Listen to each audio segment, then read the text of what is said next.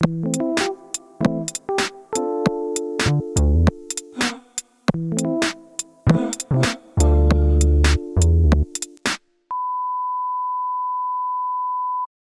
to 3000 Thieves TV.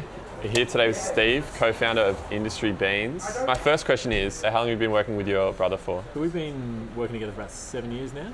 Yeah. So our first place is up in Northcote, Penny Farthing Espresso. Yep. And it wasn't long after we opened that we decided we wanted to roast Industry Beans. Was that a necessity to you, or was that? Absolutely, yeah. You know, we wanted a better product for our cafe, and it really started with that simple idea of wanting to just roast coffee for ourselves. We thought we could bring a unique perspective to roasting coffee by being, first and foremost, cafe operators, and then bringing what the needs of cafes are to the roasting process. What relationships to you are built around coffee? I know you started Industry with your brother, but are there any other kind of strong relationships that revolve around coffee for you? Yeah, certainly. My relationship with happiness, for example. Yeah. No, look, I think what I love is being awake. Yeah, being awake. Yeah, being constantly stimulated by caffeine.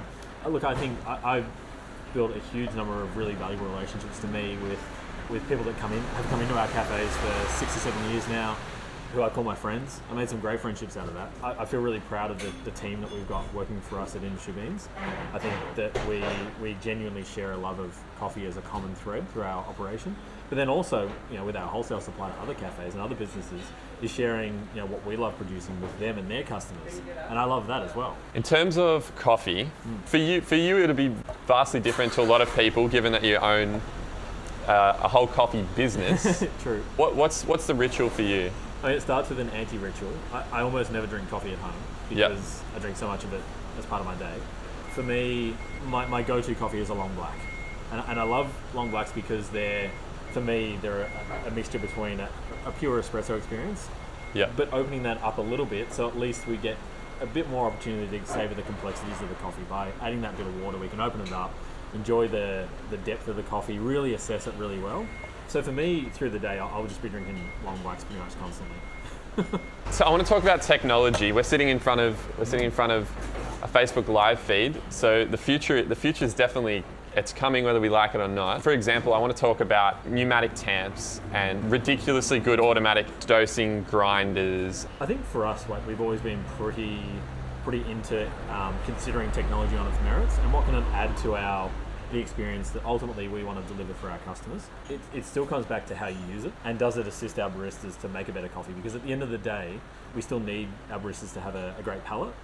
We still need our roasters to have a great palate. We still need to cup regularly so that we're educated about what we want the experience of a particular coffee to be. And so, I don't think a machine can do that. So no cupping robots yet? No cupping robots yet. AeroPress or Gold Mesh? Gold Mesh. Espresso or filter? Espresso. Summer Blend 2015 or 2016? 2016. Always onwards and upwards.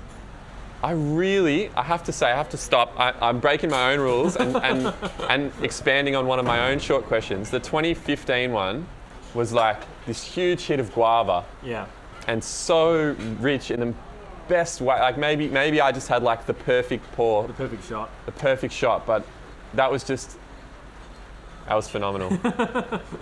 I got some yes or no ones. Fruit in a filter coffee.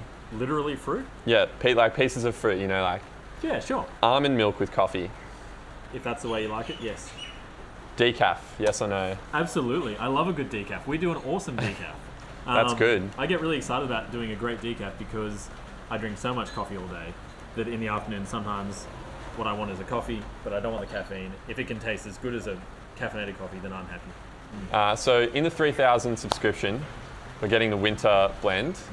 Tell me about it and how did this one come about? All right, so winter 16.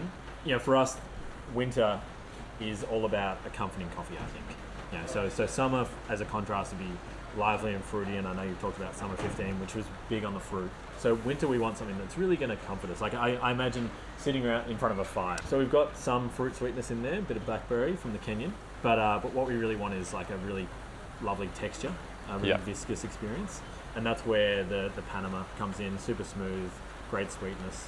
Yeah, just a really comforting cup. Thank you so much for talking to us, Steve. Can't wait to try Winter Blend 2016. Love working with you guys. Thank you. See you next time. I hope you enjoyed. For more coffee videos, click here to subscribe. And I think you should.